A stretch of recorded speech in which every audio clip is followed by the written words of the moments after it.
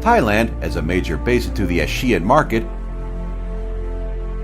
enjoys wide-reaching influence of its politics, economy, and culture in surrounding countries. Enterprises from Japan and South Korea have taken root in Thailand long before. By spending time and making efforts in cultivating customers, they have won local consumers' recognition, thus making their quality products widely accepted even at high prices. However, with the rise of Chinese factories, many big enterprises wish to rewrite their history of depending totally on OEM model. All Chinese enterprises would like to secure a place in the international market, while 99% of them kept their blind confidence after venturing abroad. Most of them believed that they already had established brands with a high market share at home and that their brands would be the same popular abroad. With this mentality, they invested little in market advertising or after-sales service, and they follow their domestic employment standards with cost saving as their main principle. Almost all Chinese enterprises insisted on the same policy: profit before investment. Such typical Chinese sales model was common in early Chinese enterprises in Thailand, but local consumers didn't accept these brands since the quality of the large influx of Chinese products widely varied. To be more competitive, most Chinese enterprises chose to lower prices their sole market strategy. Unavoidably, their product positioning and brand image also degraded. While all companies aimed at gaining more market share, increasing profit, and still making ends meet, the price war became more intensified. Increasingly lower prices led to a vicious cycle, which meant inferior product configuration because of such cost saving. Understanding only part of the situation, company leaders in China naturally tended to orient Thailand market as a low-end one. However, the fact was quite the opposite, since Japanese and South Korean high-end products at high prices have far outstripped Chinese low-end products at low prices in both sales volume and market share. How come? One main reason was that the focus of Chinese enterprises was immediate interest. They didn't study Thai market well beforehand or invest much before making profits, which was otherwise considered venture capital investment. On the contrary, South Korean enterprises would invest in brand operation for some time before considering profits. In other words, they plow before harvest. Two completely different business concepts can be observed. After taking the low-end market in Thailand, most Chinese enterprises were involved in price wars. In price wars copied from China to Thailand, both quality and reputation of Chinese products deteriorated. As a result, Chinese products were called Kongjingdang in Thailand, synonymous with cheap bargains. Unlike these Chinese companies, Kwaithong was determined to stay away from vicious price wars from the very beginning. Following the Korean business model, Kwaithong set foot on a culture-driven business development path. To deeply attract Thailand farmers, we spent 5 years pondering and making efforts. From naming to quality promotion, from composition of Kwaithong theme song to the production of TV ads and radio programs, Kwaithong even set up a Thai boxing club. Each week, Kwaithong sent boxers to the weekly match at a TV station as one way to promote our brand image. Besides, we have also established professional sales teams.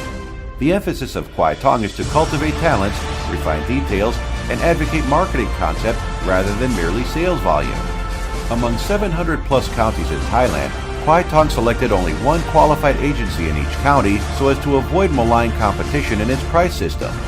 With its unique operation model, Kwaithong has doubled its profit during the first 3 years upon establishment, presenting itself as a dark horse in the industry. However, its developmental momentum slowed down in the 4th year. R&D showed 3 hinders. 1. Part of the products failed to meet the required standard, deviating from our high-quality tradition. 2. Some fellow competitors copied the Kwaithong's model and experience, thus taking part of our market share and causing some brain drains. 3. Kwaithong's traditional sales system only supported door-to-door sales with payment completed in 2 months after distribution, leading to cash flow problem. In addition, agencies all over the country sold products of various brands. They were not exclusive agencies of Kwaithong, so they sold other brands as well. In such context, the sales capacity of traditional sales system has seen limitation. To break this plight, Kwaithong had to seek new approaches and new marketing channels to upgrade itself. That was why Kwaithong decided to start running franchise stores, aiming at integrating quality resources of its competitors or even turning some competitors into allies. Franchise stores are the most up-to-date and practical retail model today. Being highly cost-efficient, they are widely adopted in many developed countries. Similar to 7-Eleven and Family Mart, Kwaithong franchise stores adopt unified employment, distribution, management, advertising, and pricing, unified procurement at low inventory cost, and unified marketing of diversified brands. Kwaithong is the first Asian enterprise to sell farming tools and accessories through franchise stores. We spent 2 years in preparation, working on seeking talents from various enterprises, team building, and designing our direct sales stores with highly effective management systems such as EPR and POS, which was too much of an investment for typical companies to make. We also devoted ourselves in simulation, correction, adjustment, and many late-night seminars. Finally, in August 2013, the first Kwaithong franchise store was successfully opened, and Kwaithong officially started to solicit investment from Thai market. This move immediately aroused great interest. Around 20 potential investors came to our weekly promotion. Without certain brand basis and reputation, such response wouldn't have been achieved. At present, 2 new Kwaithong franchise stores are opened every week, and the number is expected to double in 2014.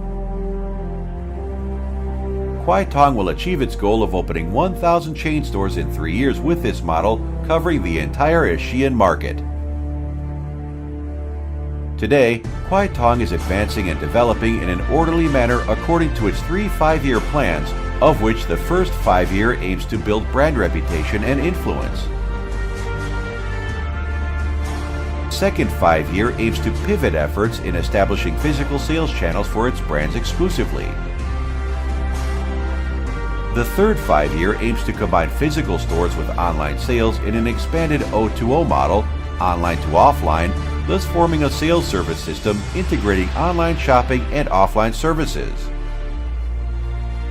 So far, the first 5-year plan has already been completed thanks to the devotion and hard work of the Kwaithong team.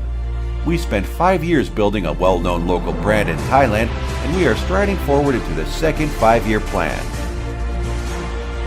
Only by adhering to the ideas of investing before harvesting and no sweat without sweat, and flexibly adjusting our operational philosophies according to different market situations in different countries, shall we stand out from thousands of competitors and create a bright future for Kwaithong.